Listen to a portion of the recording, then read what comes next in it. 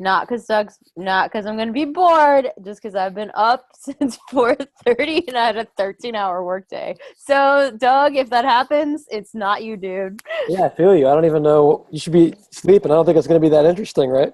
Go to bed, yeah. Bullshit. Real quick, Todd, do you have wine bottles behind you? Sure do. That's fucking awesome. I've never seen this one before. No, I'm pretty classy.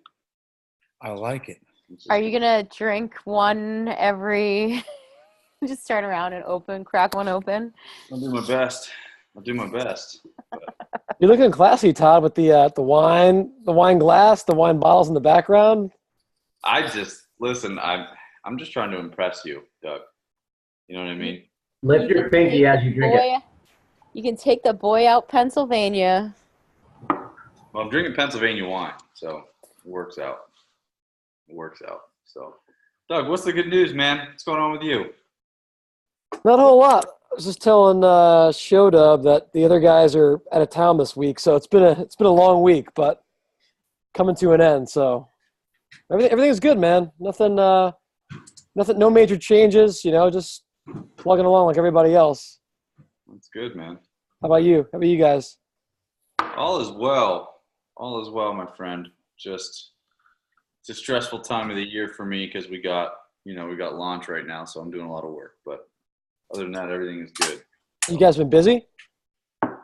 Yeah, I mean the gym's busy, and then I basically do all of the marketing work for Strength Faction. So okay. I don't sleep a lot right now. So do you guys have like a busier time of year? Like some gyms cater to like college people or that kind of stuff. I mean, we have our ebbs and flows like everybody else, but okay. I mean, we're pretty steady throughout the year. Like we know we're going to get a bunch of signups in March, and we know we're going to get a bunch of signups in September. Yeah. We don't typically have it's not like folks that run the sports performance gyms that get the fucking feast and famine. So. Right. Yeah. You guys are models of consistency. Yes, there is that. Yeah. So you guys have been posting a lot of interesting hamstring stuff, like up on the glute ham raise, man. Yeah, we're kind of like one-trick ponies, Just hamstrings. Beat the glute ham to death. Fuck it.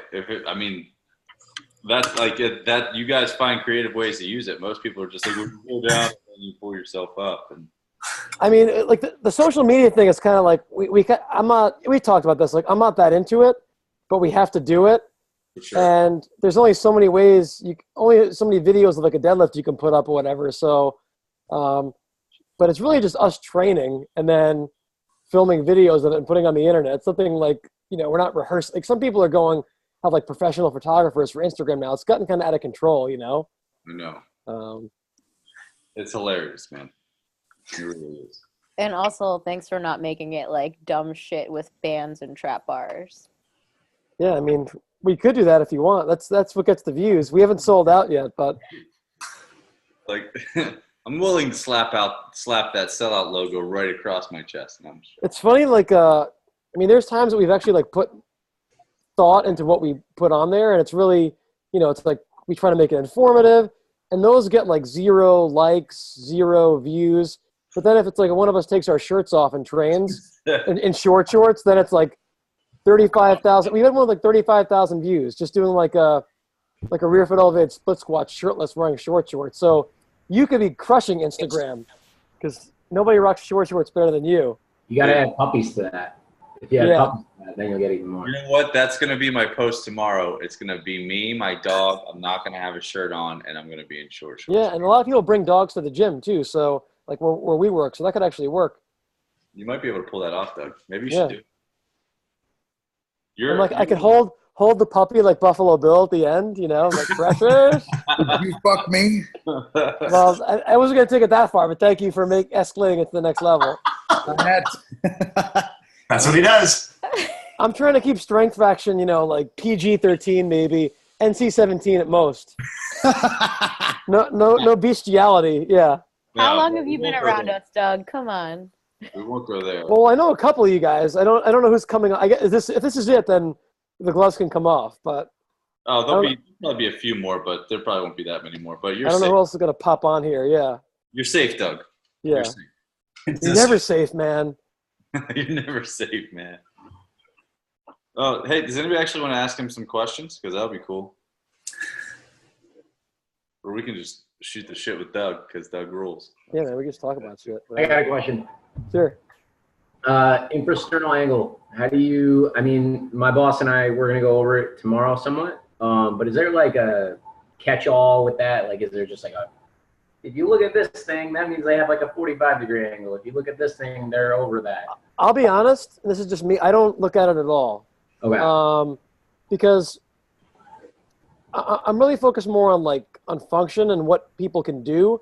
So, like, I know that, you know, the model, if you look at infrasternal angle, is like, for example, if somebody has a wide angle, they're probably not going to handle like quadruped variations as well because of the leverage of the abdominals. And like, I get all that, but my whole thing is, even if you like suck, the whole point of like, if you suck at something, I want to get you to be able to do it.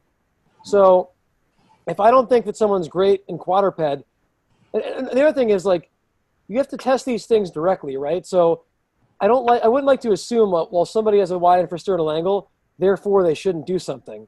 I'd want to watch them do that thing.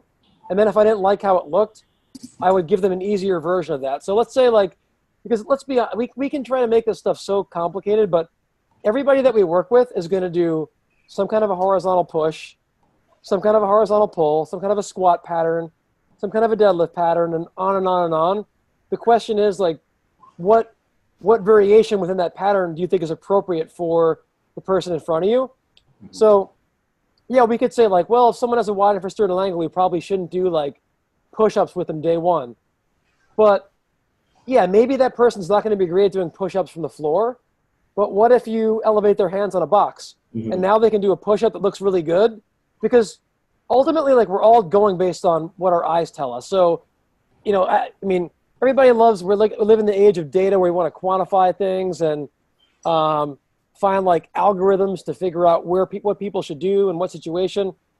I just don't think that that's really how like the world works. I think there's a place for that, but ultimately, like, as a coach, you've got a coach. So I wouldn't want to make conclusions about somebody based on their infrasternal angle, because everybody they work with, like I said, is going to be doing like some kind of a pull-up variation, some kind of a push-up variation. So the question is like, what can they do that is like acceptable from a form standpoint? And so the person who has that wide infrasternal angle, yes, they might not be great in quadruped, but if they're not great there, like at doing bear crawls, maybe I'll put them on their elbows and have them do a drill on their elbows.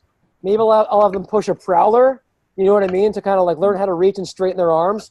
And it might not be as challenging for them as quadruped, but it's more appropriate. Right. Elevate their hands. So even people like who aren't good at pull-ups, right? Like people don't like bands for whatever reason. Like I don't care about doing a pull-up for the sake of doing a pull-up. It's just we're training the overhead position in a pulling pattern, which I think is like promotes shoulder longevity and shoulder health versus doing like 10 million rotator cuff exercises. So even for someone who's like, this person shouldn't do pull-ups because like, let's say they're missing shoulder flexion. Well, a good way to restore shoulder flexion is to like hang from a bar, provided that like they're in a good position, you know, over here. So that could be a case where you put someone's, you know, feet in bands, you have them exhale so that their, you know, the rib cage isn't flaring up in the air. And now they're developing range of motion in their shoulders and they're pulling themselves up. So they're learning how to control it too. So I think we can take any position and we can modify it for the client versus saying this person shouldn't do this activity. I think there's always a variation of the thing they shouldn't be doing that they can do. And, you know, like as a PT, I get a lot of referrals from, or not a lot of referrals, but let's say like I work with people who have seen other PTs and been to physicians, and all they do is tell me like, I was told I shouldn't do this, this, this, and this. And I'm like, well, if that's what you can't do right now because it hurts, that's exactly what you should be doing. We're just going to find a way to get you to do it systematically. So I just like, there probably was a time when I would look more at stuff like that, but I just try to make things really simple and just figure out, all right, like I have certain things I want people to be able to do. Where in the progression can they do it? So I understand like the rationale for doing the infrasternal angle stuff, but I don't actually measure it because it's not going to change what I do. What really influences what I do is, all right, like let's get these people to do stuff and does it look good? And I know it sounds like the most unscientific thing. And I mean, I kind of fluctuate with like where I am as far as my thought process. Todd and I we talk a lot about like heuristics and books that we're reading. I just finished reading the book Skin in the Game by Taleb. And it's really about like the relationship between, or the balance between tinkering and theory. So like we can theorize about stuff all we want, but the only way we're really going to know if it works or not is if we do it and if we try it. And so the infrasternal angle is just, it's information, but it shouldn't be like a death sentence as far as like, well, people can't do certain things because of it. Well, Maybe they'll surprise you. It's kind of like looking at somebody on the table in a table test, and it's like, well, they lack range of motion here, but then when you watch them squat, it looks really good. So does that mean that they shouldn't squat because they don't pass the table test? I think it's always like a balance, but I think we have to make those decisions based on how people are moving in front of us versus, something abstract like an infrasternal angle or even a VO2 max. I just remember today there was a paper circulating on social media, and it was like bragging about how these researchers found a way to predict VO2 max by how somebody runs, or like based on like how fast they run a mile or whatever. And I'm kind of like, if you know how fast somebody runs a mile, who cares what their VO2 max is? Like if you're a runner, your goal is to like run the fastest at whatever distance you compete at. It's not to like have the highest VO2 max. So like if we were the guy in the marathon who wins the Olympics, they don't like give their gold medal to the guy who came in 5th place that has the highest VO2 max. So this is where we have to kind of figure out like, yeah, it's great to measure things, but are we measuring things that are really meaningful versus let's just look at the activity that we actually care about. And then if that's not enough, then we can dig deeper and do more of these like proxy measurements like an infrasternal angle or a VO2 max. But let's like start with the most obvious thing first and then work backwards from there, if that kind of makes sense. Yeah, for sure. I think my boss has that mainly in mind. I was wondering if there was like something in particular that, I should be seeing. I haven't done it, so it's one of those things where you have to get your, feet wet a little bit to actually understand it. Yeah. You can talk about it, like you said, all day, but at the end of the day, Yeah, it's like ultimately, like, what are you going to do with the person? So it's like, let's say you decide, okay, they have whatever degree angle. It's a model that allows you to say, okay, like, based on what I observe here, people are more likely to do better or worse in certain positions. But you should still put them in the position because you're not going to know until you put them there. So, like I said, it's information, and information is never good or bad. It's what you do with it. But I wouldn't want to make a definitive conclusion based on that one measurement. All right. Because ultimately we want people to train and like move and do stuff. So let's just get them to do that and then figure out what's appropriate for them based on like what you observe, which again is not satisfying because it's the most subjective thing in the world. Like, but I think if you put all of us like in a room together and we watch like 3 different squats, we could all almost universally agree on which one we think looks the best and which one would be like, okay, this is how we'd like our clients to do it. Maybe we can't get all of them to do it that way, but I think we all have it's like you can take an untrained person and they can watch people like sprinting or jogging, and they can watch like an advanced marathoner versus the person who's, running up and down the street here in New York City in Central Park and is slogging away. And without any kind of biomechanics background, kinesiology, training, they could be like, yeah, like one of them looks like the more skilled runner. So I think our eyes can still tell us a lot. They could deceive us too. Doesn't mean that we should only take in that information, but I think it's still really important. Cool. Thank you. Yeah.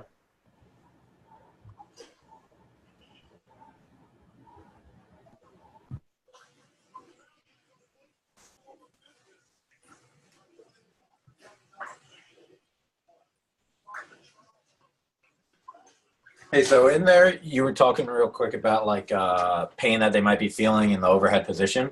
Yeah. And that we still want to train that, right? So, right.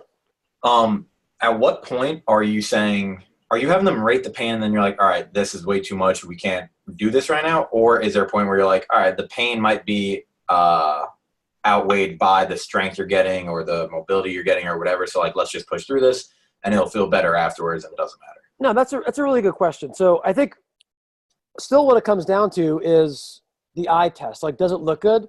Because I think we probably all experience it. Like when people do things in a way that we think looks good, like let's say like a deadlift, right? My back really hurts. If you haven't deadlift like really strictly, oftentimes their back probably won't hurt more. So with people who are in pain, I would say you don't want to do an exercise where it makes them like it increases their baseline level of pain. So if my back pain is like a 2 out of 10 when I'm resting, I don't expect it to get better when I do a deadlift, right? Like you're not gonna, if it's 2 out of 10 when you're doing nothing, like I'm laying here on the couch, I'm probably not gonna go down to a 1 or a 0 when I deadlift. But if it stays a 2 and it looks good, I'd be happy with that. And I think that was acceptable because now you're getting the person to move. And, I think movement that's like either pain-free or at someone's baseline ultimately is going to help with pain control because you're kind of desensitizing that person to the painful movement. Mm-hmm. But if it jumps up to like, a 4 or 5 or higher than that, then I'd be more worried, even if it looks good. Even if it looked good, then I would say, okay, well, you're saying it causes you more pain. Let's just try a different exercise that like is going to achieve a similar benefit, but it's just different. Sometimes like novelty is the best thing, right? So it might not be that the deadlift is bad per se, even if it looks good. They're doing it in a way that you would say was acceptable for anybody else, but it makes their back feel worse. So for that person, it's not appropriate. So maybe you do, if it's a straight bar, bring them to a trap bar or have them do, maybe a squat feels better. Like, so the exercise is kind of arbitrary, but I wouldn't say that like it's okay to, if you say someone's lacking overhead position, it's like, and their resting pain is like a 2 out of 10, that like, okay, well, we're going to get to a 6 out of 10 just to train you overhead. Because then I don't think we're training it in the right position. So I think that, typically good quote unquote movement, whatever that like really means, and that's a whole other conversation. But if it looks good, generally, I think it's going to be somewhat therapeutic, and it shouldn't make them feel worse. But if they do what passes your eye test and it makes them feel like significantly worse, then I probably wouldn't do it. So that's kind of the balancing act. If that makes sense. Yeah, totally. Yeah, because everyone that we work with, it's very rare that like even any of us wake up and we're like, wow, like I don't feel like any part of my body. I'm ready. It's like, yeah, I ache here, and then you warm up and you go do things. So that's I think there can be an expectation where a cultural sort of thing where it's like no one should ever feel any pain. I don't think that's realistic or even necessarily good, because that's a false expectation. Like, so you have people who are like aging and it's like, oh, like I have some arthritis pain in my knee and I've been told I shouldn't do anything. Well, if every time you have pain, you're not going to do something, you should just live in a bubble, So I think our cultural aversion to pain can work against us. It's just a matter of, you don't want to take the opposite extreme where it's like, all right, I'm going to gut through everything. But having a little bit of pain when you exercise is not necessarily a bad thing, as long as it's not significantly worse and there's not like a huge deterioration in technique or movement quality. But again, it comes back to our eyes. What are our eyes telling us? Mm-hmm. And this is just kind of like a random bit from that. You were saying that like it could kind of like desensitize them from the pain, just being in the pain. How much of the pain we're feeling is, or how much, I'm trying to phrase this right, how much of the pain can we desensitize just by doing the exercise? I know that's hard to like exactly say, but like. Yeah, it depends. I mean, so if you think of pain as like a smoke alarm in your body, it's a danger signal. So you want your smoke alarm to go off when your house is on fire. You don't want the smoke alarm to go off when you're boiling water on the stove. And oftentimes there's a disconnect between like, pain doesn't always equal tissue damage. There are people who have like under an MRI look atrocious and have no pain. There are people who in an MRI like have no detectable anatomical anomalies, issues, and they still hurt. So I think that movement can be a way to like reset the threshold on the smoke alarm, provided that it's non-threatening. So if the smoke alarm is like, let's say my top hand, you don't want someone to exceed the smoke alarm when they're exercising if they're in pain, but you want them like almost at that threshold, because if you're down here, it's not close enough to the threshold to raise the threshold. Obviously, if you're too close, you exceed it. Now you're making things worse. Now you might even lower the threshold. But if you're here, and you keep training where you're like bumping up that threshold, I think that's kind of like what we're striving to do with exercise and movement. That's all. Like a lot of times physical therapy, it's not that like people are doing like exceptional exercises. They're just doing stuff that doesn't hurt and gradually like ramping people back up to their previous activity level. It's just graded exposure or desensitization. So that it's just resetting that threshold between the perceived threat to the body and the actual threat. Because a lot of times people in pain, like if they've healed from an injury or if they have no injury, they're not going to like legitimately tear something in their back when they deadlift. But their nervous system is like, whoa, this is threatening. Something's going on. I've got to put the brakes on. So it's like the poison is the cure, just a matter of the dose, because the poison is what's going to get them to a healthy threshold of pain, but too much of it is going to make them more sensitive. So that's the balancing act when it comes to pain. But pain is not always indicative of damage, and that can be helpful for people to know, especially if they've been medically cleared. It's like you're not making yourself worse by doing this. So as long as we can, work around your baseline level, like eventually I think they can be assured they're going to ramp themselves back up to a healthier level. But it's tricky. It's a balancing act, and that's where it comes down to like tinkering. It's not an exact science. It's all trial and error. Like I couldn't write a program for somebody with chronic back pain over the internet because I don't know how they're going to respond to it. So a lot of it's just doing stuff on the fly. All right, we're going to try a kettlebell deadlift first. Oh, that hurts? Well, maybe we'll shorten the range of motion. That hurts too. Maybe we're going to do something else now. Like who knows? But you don't know until you try stuff. That's why like the tinkering and the trial and error is so important. And why like we always want like, all right, what do you do for this? But I don't know how we can do that when you deal with human beings who all deal with the same environment in different ways. Mm-hmm. In your example, would that like lower threshold exercises trying to push it back up, is that just like raising where the smoke alarm is? Yeah, that's what you're trying to do. So if the smoke alarm is going off when you're boiling water on the stove, that's not appropriate because your brain perceives a threat that isn't like legitimately destructive to your body. So with like the non-threatening exercise, it's like you want it to be threatening enough that it doesn't set the smoke alarm off, but not so threatening that it drives them into more pain. So it's that fine line between, okay, like if you can work right by that threshold, now gradually raise it up. So because every time they do that, they're going to have a new threshold. Mm-hmm. But you don't know that threshold until you try stuff and you ask them, like, how do you feel? Because there's no objective test for pain. That's the problem with it. Everything can look great to us, but if they tell you it hurts, assuming they're not lying to you, you have to believe them, right? So that's why like you need to have that communication and relationship, and why it's very difficult to treat people like remotely and have like, this is what you should do for back pain. I mean, yes, there's things that I think like generally work, and if you stuck a gun to my head, I could tell you like people can try these things, but it's not the optimal. And most of us are working in a one-on-one environment, so we have the ability to do it kind of like the more optimal way. Thank you. Yeah, no problem. Hey, Doug, can you kind of talk about when you say that you're working with people in pain, sometimes you have them work through that. And I think that first thing that came to my mind is like, I'm sure you probably get a lot of pushback on that. Can you talk about how you get people to buy into the process? Yeah, so, and just to like rephrase, it's not that I want people to feel more pain. It's like if you're sitting here talking to me and you're at a 3 out of 10, like it's literally like, so, and the exercise elicits the exact same amount of pain, a 3 out of 10, then the exercise is not damaging you because it's effectively like you have the same sensitivity as you would if you were doing nothing. That's what I tell them. I say, look, like it's totally up to you.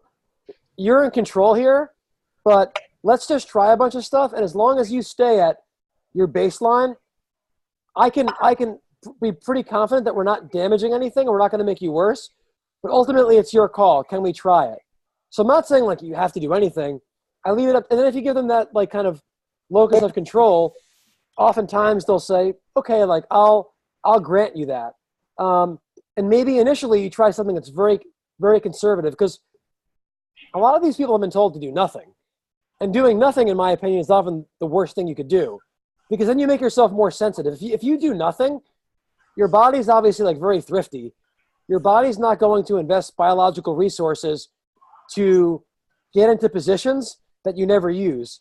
So if you don't do anything and you're a vegetable and you have like chronic pain, now when you go to do something that wouldn't be threatening to somebody else, it's going to be threatening to you because it's like it's so novel and so not what you're used to that it's going to, it's going to make you more sensitive. So the only way to make somebody less sensitive is to like do stuff. It's like if you have a fear of public speaking, the only way to get over that is to gradually work yourself up to public speaking. Otherwise, you're always going to be afraid of it. So it's like it's confronting fear in a controlled manner.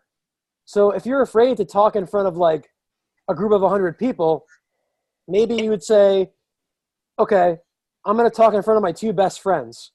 And when I'm comfortable with that, now I'm going to talk in front of, 5 of my friends who aren't my best friends, but they're close. You know what I mean? And like, it's just this graded, systematic way of doing things. But if you say do nothing, it's like, well, then what's the end game? Because a lot of people like they love to give the advice do nothing because it's very safe, and they want somebody else to take responsibility for actually getting them better. So it's like, okay, I'm gonna do nothing with you. Like, let's have somebody else assume the risk.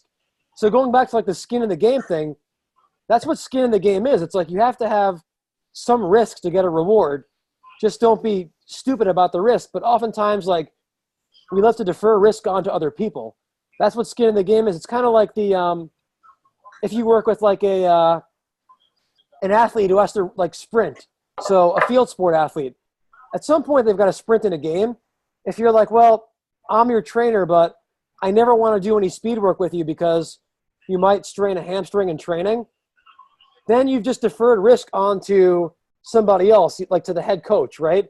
But then the head coach who has less knowledge than you about exercise and mechanics and sprinting, now they probably have like they don't care at all. So now they're going to have those guys do 2-a-days and do all the stuff they're not prepared for. So ultimately, somebody has to prepare these people for the end game.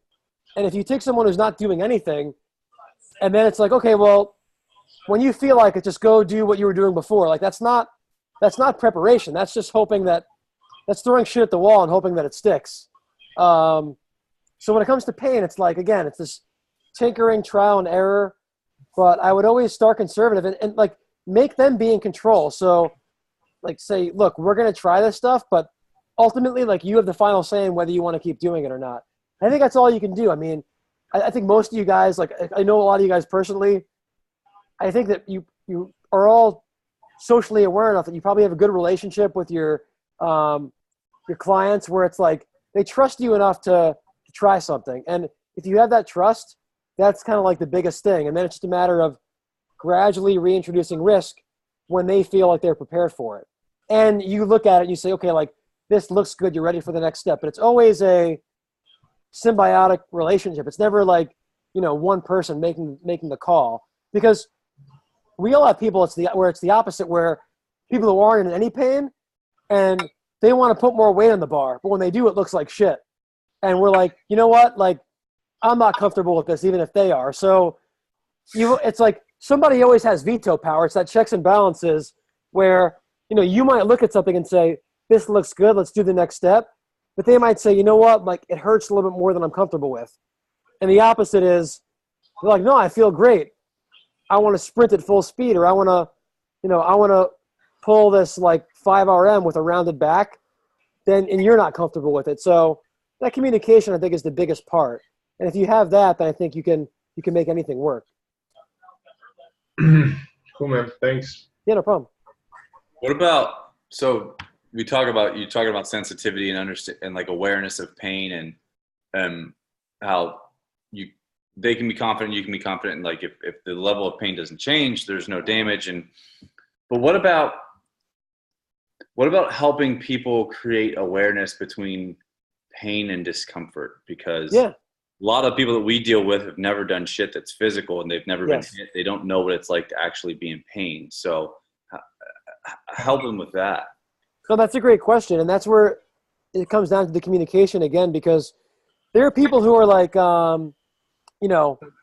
say you're working with somebody like their knee hurts when they do something. And when they're working with you, like everything looks good, and they're like, oh, you know, like I'm sore when I do this, or I was sore the day after I did those squats, and it's like, well, were you sore in your knee joint?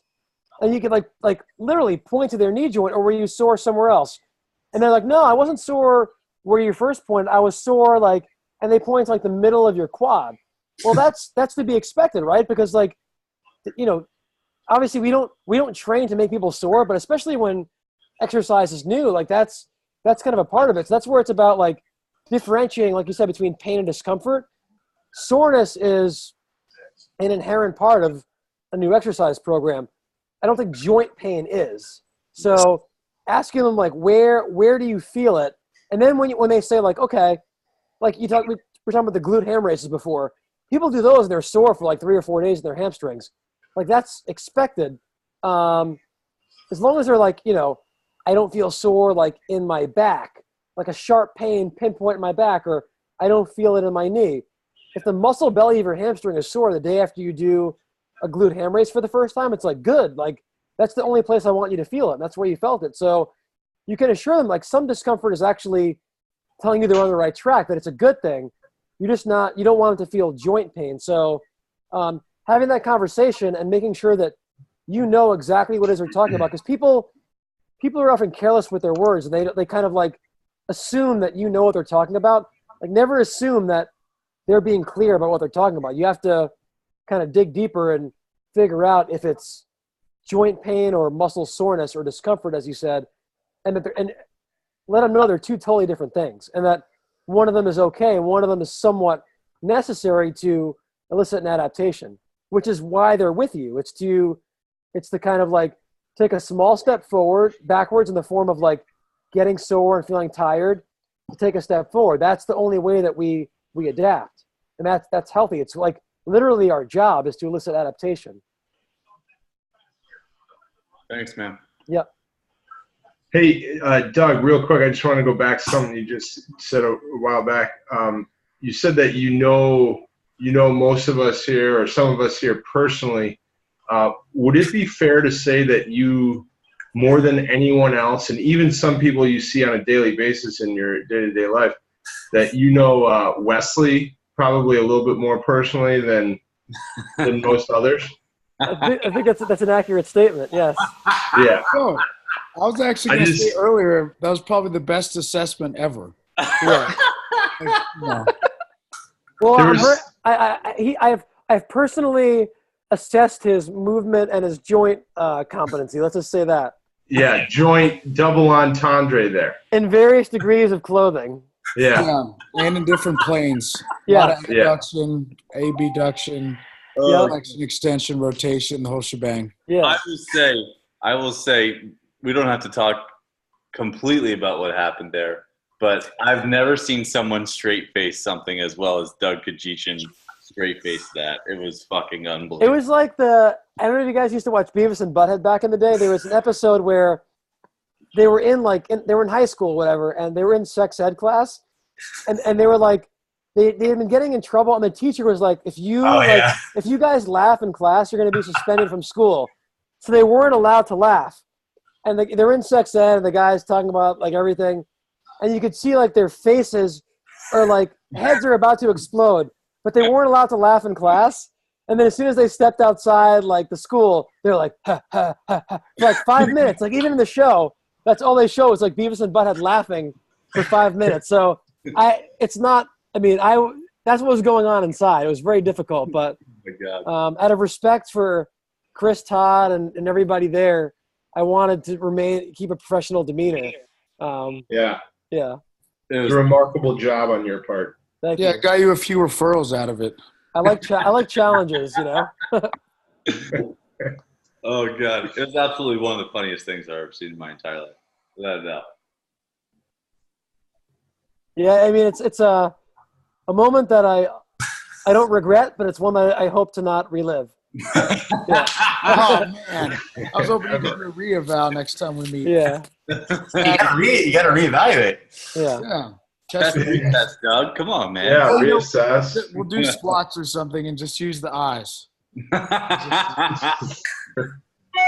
Oh God, that's amazing.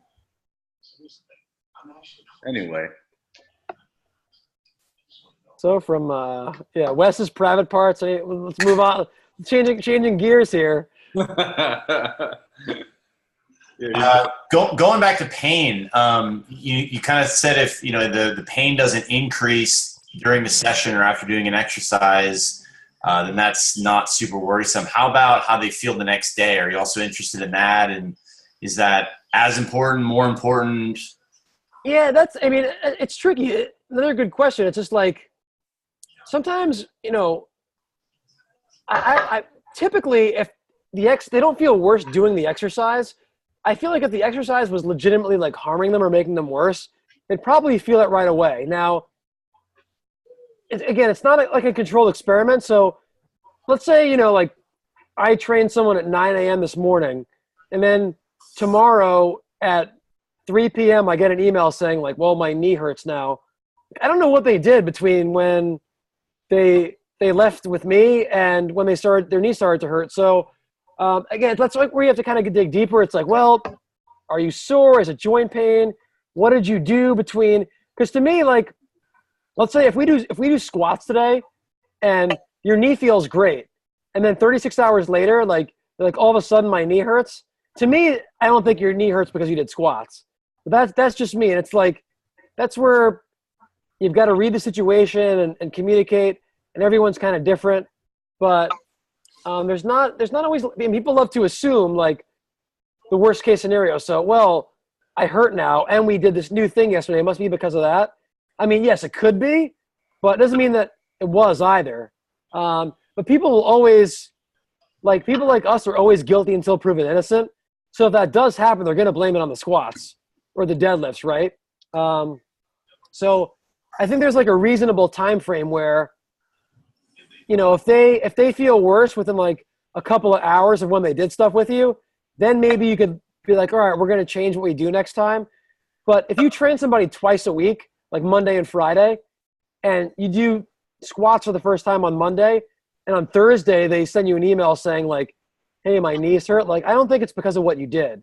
It could be because, they're still living in their own pattern. It could be because maybe they couldn't get a cab somewhere and they had to walk up a bunch of steps or whatever. Like, there's so many variables, but they're like people who are in pain are often afraid, and they're going to assume that like it was the thing that you did, and they're going to look for an excuse not to do stuff because they're fearful. Yeah. So that's where having that relationship with them and trying to dig deeper. And again, it's a collaborative process, right? You're not trying to tell them that they're wrong by assuming it was the squats, but it's like, hey, well, what did you do between when we did squats and when your knee started to hurt? Oh, like, you had to climb like 100 flights of stairs because the elevator was broken. Maybe that's what it was, because when you and I do squats together, we're really careful about making sure we don't do too much. But if you're stuck in the middle of nowhere and you can't get a ride, you don't have any choice but to walk home. And in that case, you couldn't auto-regulate like your volume and intensity, right? So it comes back to communication again. That's why like I used to be, I think like all of us, I read every book on like periodization and what's the best program, and like, should I do 5x3 or 3x5? And now I'm like, I just don't think that shit matters that much. I mean, maybe it matters at like the elite level, but even then, even like elite people oftentimes don't have good behavioral habits. And to me, the behavioral habits are the lower hanging fruit than all the stuff that like we really care about when we first get into the field. And now it's kind of like, whatever, you did 7 reps instead of 8, like great, because you read like these training books and it's like, well, if you do 5 reps or less, you're training maximal strength. 6 to 8 is hypertrophy and strength. 8 to 12 is hypertrophy. It's like, well, what if you do 7? What if you're right on or what if you do 6, right? Like, so you're saying that like when I go from 5 to 6, now it's not maximal strength, it's more hypertrophy, So I just don't think that stuff matters that much. It all works kind of in a range. And as long as you're in the appropriate range, you're going to get them what they need. But doing the exact stuff doesn't really matter that much, I don't think. That's what we fixate on when we first get into the field, because we're like, what's the best program we can put somebody on? I know like strength fraction is really big on more about like habits and behavior and communication. And it's not because they're trying to say like the sets and reps don't matter, but I think we overstate how much they matter. And that stuff to me is not as hard as like communicating with people. Because human beings are really hard, and like doing stuff on paper doesn't mean that they're going to want to do it with you in person. And that's where like this pain stuff really comes in, because there's no like book that tells you how to program for somebody in pain like that. It's so, all trial and error. That's where like I really like the skin of the game and Taleb stuff really resonates, because it's kind of a counter to like the hyper intellectual, which is where we all were at one point, like over theorizing like how much this stuff really matters with the sets and the reps. Like, yeah, it matters, but it doesn't matter as much as we think. And if we care about it too much, then we're missing what probably is like the lower hanging fruit in their program and what's holding them back, which is like the behavioral stuff and the communication, their fear, their preconceived notions about what they can and they can't do. Because like it's your guys' job as trainers to get people to do things they don't want to do. And especially someone who's gone through like rehab or seen like a physician, they're often told like you shouldn't do things. And I don't think that's good. I think they're saying that because they really don't know what to do. And when you don't know what to do, it's like, well, just do nothing. That's not helpful. It's not helping them achieve their goals.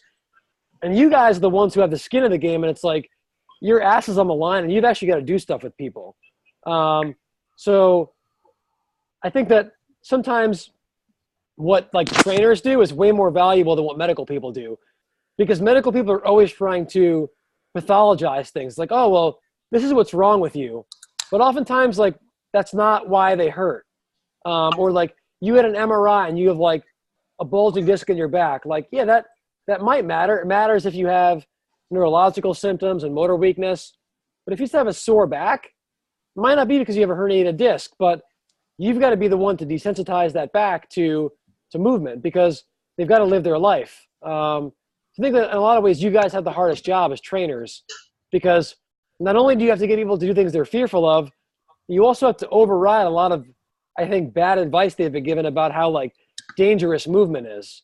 Everything is so dangerous. And so risk aversion is just as bad as being cavalier and taking too much risk.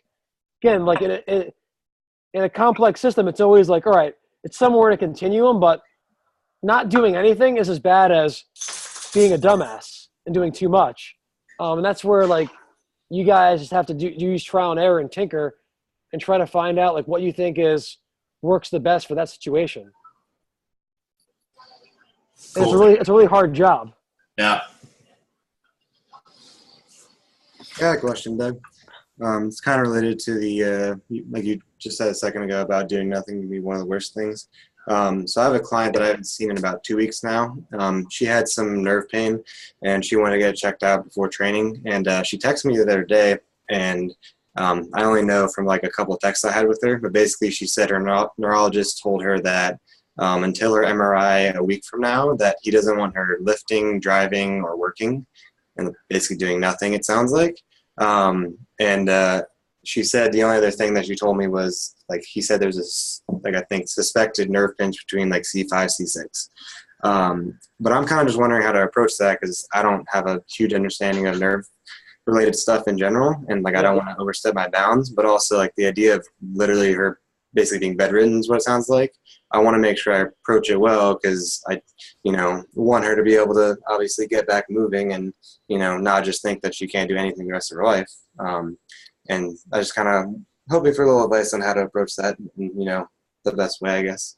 Yeah, well, the truth is, no, I'm not saying this to discredit her neurologist, because her neurologist knows way more about this stuff than I do. But no one, like, even when someone comes into me with like I don't know why their back hurts. So no one really knows like exactly what the best treatment is for her. If she has neurological stuff in her arm to the point where she's seeing a neurologist, that's where it's kind of like, all right, being a little bit risk averse in the short term is probably a good thing. Because you're talking about like someone's like hand function, arm function, when you've got like neurological issues stemming from the neck. So this is a case where I would probably defer to her, even though her neurologist doesn't, like, there probably is something in between doing nothing and doing too much that she could get away with, and that'll be better for her than doing nothing. But because of how delicate this situation is, this is like something's really like pathological is going on, where you have to respect it. This is where I would defer to her neurologist and wait till her neurologist clears her for more for more exercise. And I would probably just wait, because unless you're like actually working with her and she's been told to not do anything, you don't want to override like what a neurologist is saying. So this is where I'd probably wait for the further tests. Maybe he's being overly conservative, but when it comes to this kind of thing, it's probably good. Like a similar example, my sister recently had twins a couple months ago. Twins are generally like high-risk pregnancies. So when she was like, I think 2 months along, she was put on bed rest because like the ultrasound found that there wasn't like really great fetal circulation.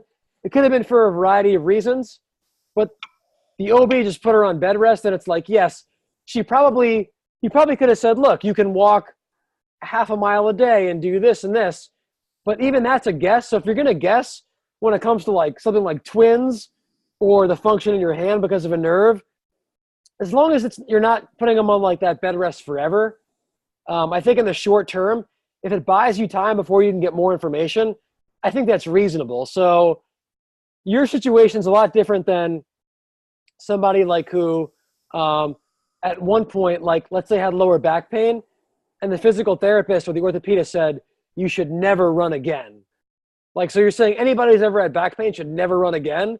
Like if that's true, like no professional runner would ever run. So it's kind of like if you're in, the legal definition, if you're in a court of law, it's like, what's reasonable? I think it's reasonable in your case for your client to wait till the neurologist clears her for more activity. That's a lot different than like, yeah, my traps were sore one day, you should be on bed rest, right? So This is a case where I would defer, and then just, tell your client like, hey, keep in touch, ask her how she's doing periodically, and then say, when you're clear, let me know, and then we'll try to figure out from there. Then we'll tinker and try to find stuff you can do that don't exacerbate your baseline level of pain. But when you're talking about like nerves and motor function, that's where even like I would tell somebody, look, wait until you're clear. Like I don't want to screw with this too much, because the neurologist knows more about neurology than me, and that's where at a certain point you've got to trust another professional, and that's where I would defer to that professional. Even if I thought that person was being too conservative, like it's not my place to override that in that case. Yeah, no, that makes a lot of sense. I mean, that's why I wanted to bring it up, because something like that I knew was very delicate, and I wanted to make sure, obviously, I was handling it well. But I mean, that was kind of my plan is, give it the week, hear what they say about the MRI, and if he gives the, no-go for training at all, like even if it's just body weight, whatever, just obviously listen to that. So. Yeah, I mean, it's a week of your life. It's a week of her life. And with some of this stuff, it's like, it could be so delicate. I mean, she could like turn her head when she drives, and that's way more stressful to her neck than anything she would do with you. But if you exercise with this person and even 3 days later, she was like paralyzed in her hand, like you would get blamed. So we live in like a litigious society. It's like certain stuff is just not worth it, because ultimately like the lower trained person is going to be held responsible even if you're right. Like the physician's never going to be wrong. It's always going to be, wait, you work with a trainer too? They're wrong, So yeah, I think your instincts are right in this case. Cool. Thank you. Yeah. I have a question for people, like when you were talking before about the person saying that like they had pain after squatting, and like you use the example of like in the knee joint versus like, their quad. And asking like, is it in the joint, or like, more specific, where is the pain, or is it pain, discomfort, whatever? How would you describe, or like, I guess the difference between like sore and pain actually in a joint? Like, how do you know the difference, or how do people explain that? So, I mean, like let's see if we can do it. Here's my elbow joint, right? Like where the fulcrum is. Like if someone says, I have pain like right here, or, like literally like right above that big bone in your elbow, that to me is more joint. If they come to you after a day of doing like, curls, and they're like, I hurt right here, that's their bicep. So to them, that might be their elbow. If they're like, oh, I hurt right here. It's close enough to their elbow, and they're like, that's my elbow. Like, that's not your elbow. That's your bicep. Okay. But if they're in their joint, so like if someone's doing squats and like my hip hurts, where does it hurt? And they like literally point in their hip crease and they say, like, I have a pinch in my hip, deep in my hip when I do that. That's where it's like they either shouldn't be squatting or maybe they need to be doing something else to prepare them for squatting. If they say, you know, if they point to their glute and that's what hurts when they squat and they call out their hip, that's what we expect, right? So it's like I would say the best way to do it in your case is like have them point to where it hurts, and if it's literally like in the joint where the joint articulates, then you got to dig a little bit deeper and either like not do that thing or figure out why it is they're hurting there. But that would be kind of, that would put my antenna up more than if they said like, you know, point to their hamstring and said, my hip is sore when I do deadlifts. Like, good, your hamstrings, like you should feel your hamstrings when you do deadlifts. That's the whole point. Does that kind of answer it? Yeah. I was, okay. Thank you. Yep.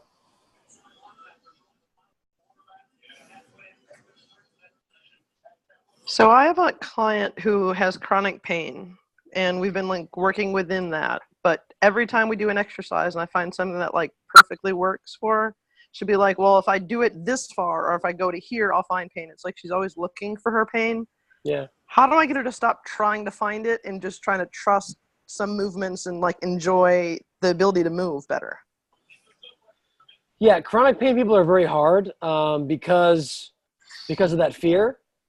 So, and yeah, they'll often say like, well, we're doing this now and it feels good now, but I know I'm going to feel it tomorrow. That's like, well, how do you know? And that's one of those things where, again, it's like, yeah, you might hurt tomorrow, but there's a million reasons why you could hurt tomorrow. It could have zero to do with what we did this morning. It could be because your dog didn't wag its tail when you came home. Like, I mean, there's a lot of research showing that like there's like this really strong relationship between like clinical depression or depression-like symptoms and chronic pain. It's very, very complex. So that's where I think, again, it comes down to that communication and saying, okay, well, what are you comfortable doing? And let's try to like agree on what's reasonable here. So I think that if people are doing stuff and you never have them train anywhere near failure, then you can say, look, like we're not even going anywhere near where your form deteriorates or where you can't do anymore. So this should be safe.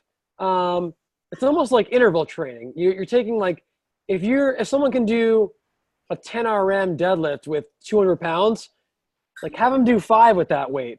So then you're saying, look, like we're not going to your limit, but you know, you're still going to do quite a bit of sets where you're still developing a pretty significant volume of high quality work that doesn't provoke their pain. And then, you know, if they hurt the next day and they're totally, you know, in their mind, they're convinced that it's because of what you did, then maybe like you don't do deadlifts the next time, or instead of doing, you know, 4 sets, you do 3.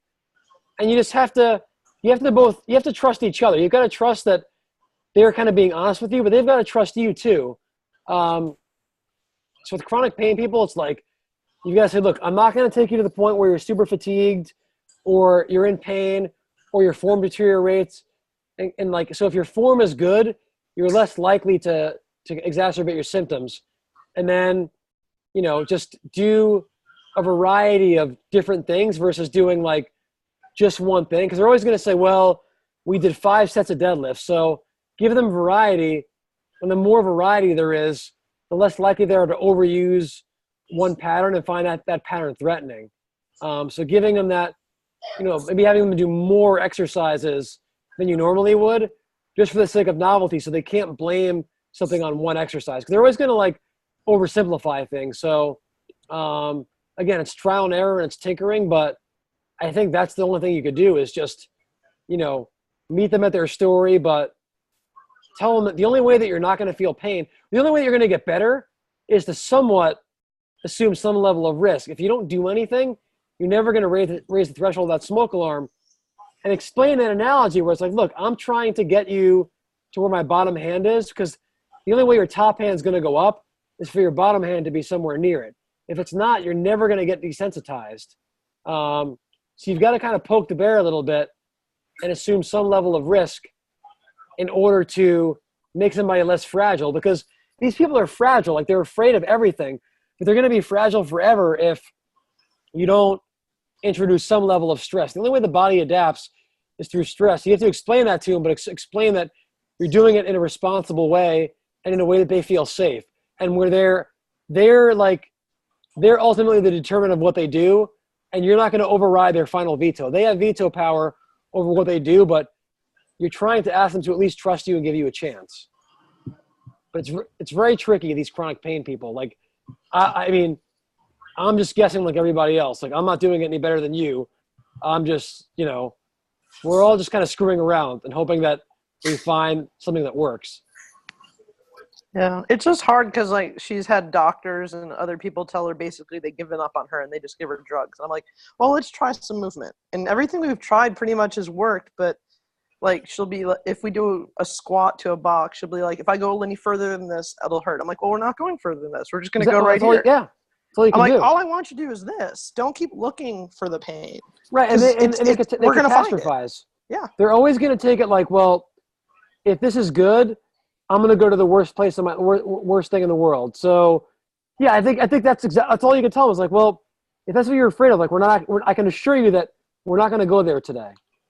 So you're doing it, and like, you can't change what somebody else thinks. So all you can do is give them the information, and then they're the arbiter of how they consume and internalize that information. But I think that the information you're giving them is good. That's all you can do.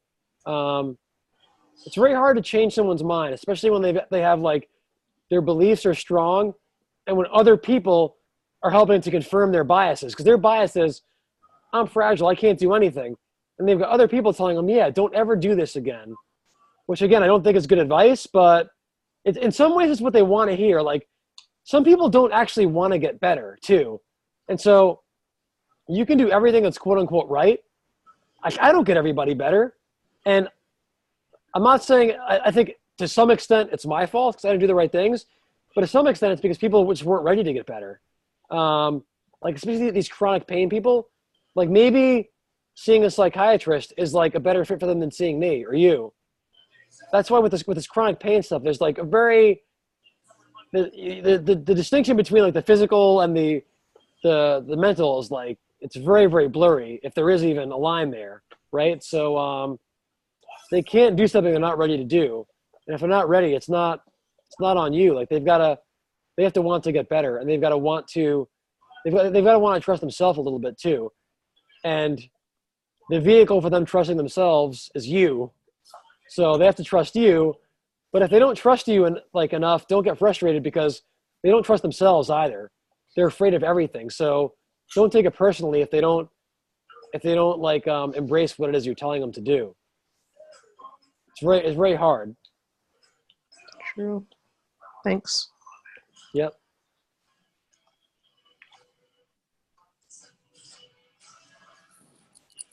Any last things for Dougie Fresh?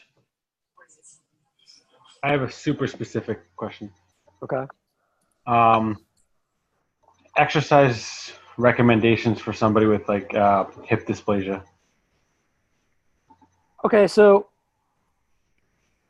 I don't look at them as different than anybody else. What can they do that looks good, that's like symptom free? So people with hip dysplasia are going to be like more mobile at the extreme end of the continuum and like borderline unstable. So these people should probably avoid like crazy ranges of motion. But at the same time, like ultimately someone who's got like a lot of laxity, you want them to be able to go very close to end range and be able to control it. That's how you know that they're actually getting better.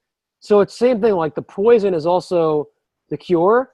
But I mean, hip dysplasia is like a scary thing. It's a label, but I would treat them like everybody else. Like, does it look good? Does it not hurt? If there's no like actual symptoms when they do it and it passes your eye test, then I'd be okay with it. But people like that still need to get strong and they need load because their problem is their strategy in order to like stabilize themselves, to take their joint to end range and hang out on their joint. So it's kind of like if you have a door and all you do is just slam the door against the hinge, yes, that's stable, but you're relying on the end range of that hinge or that joint for someone to stop moving and to control themselves. Ultimately, you want these people to be really stable right before they hit the hinge or the end range. And the only way to do that is to challenge them through a full range of motion. Maybe in the beginning, they're not ready to do that. So you do partial range of motion, but they still need strength and motor control, albeit maybe not at an end range. So they're like everybody else. They're probably told, don't do this, don't do this, don't do this.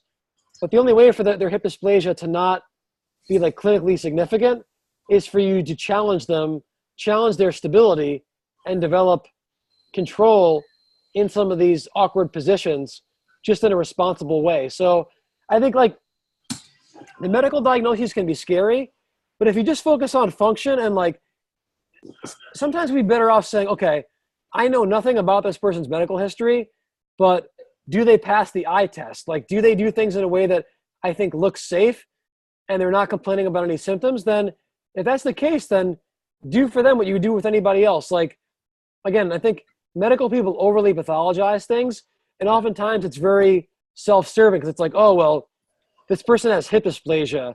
You're a trainer. You shouldn't work with them. But I'm like, as a PT, I'm not doing anything different than you guys are doing. Like, if you watch what I do, you'd be like, oh, he's just training that person.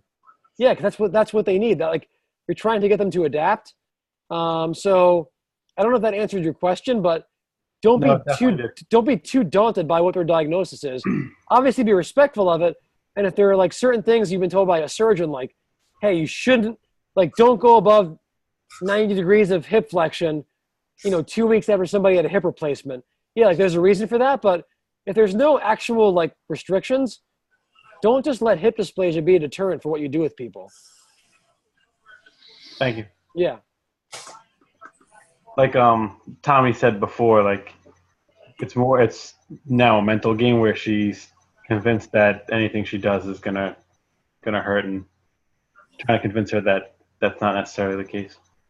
Yeah, I mean, somebody that thinks like you is in some ways probably the best person she could be with, because you don't just look at her as pathology. You look at her through a functional lens. Like, what's your functional goal?